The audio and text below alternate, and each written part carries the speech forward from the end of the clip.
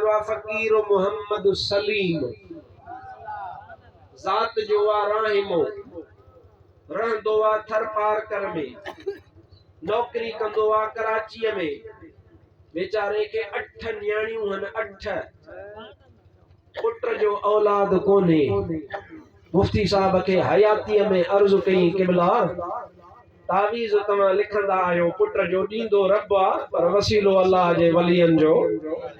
तावीज़ तमा दींदा आयो पुट जो मुखे दियो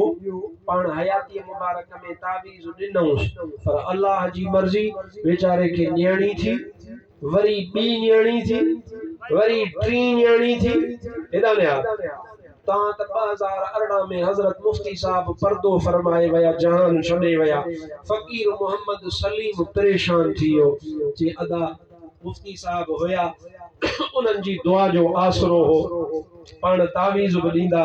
माके पक ही त अल्लाह उम्मीद मुजी पूरी फरमाई दो पर मुफ्ती साहब मिसाल फरमाया हाने मुजो छा थी दो इन साल उन जे घर वारी के उम्मीद ही समझो सुभान अल्लाह घर वारी उम्मीद सा थी असा जो शागिर्द आता उनके सुन्याणीदा होंदव मौलाना इमाम बख्श सिकंदरी साहब तवा वर तकरीरूं बकंदो आ उनके हजरत मुफ्ती साहब ख्वाब में आया जो सुभान अल्लाह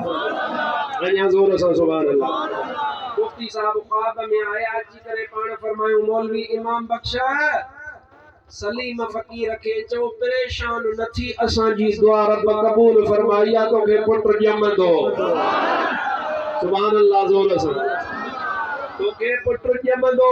परेशान नथी ये कोई जेका जुमे जी रात मोहम्मद सलीम फकीर के अल्लाह तबारक व तआला पुत्र अता फरमायो दुआ मुफ्ती अब्दुल रहीम सुल्तानुल वाइजीन अबा सुना करामतू जिंदगी में त थींदी वन पर अल्लाह जे वली जी करामत जान छडण का पोइ तो जारी है इहो मुझे मुर्शिद रोजे वाले जो फैज आ जेको क़यामत ताईं जारी है उसारी रहंदो उथी भी हो त सलातो सलाम पढ़ो अल्लाह ताला तवा सभिनी जी हाज़िरी कबूल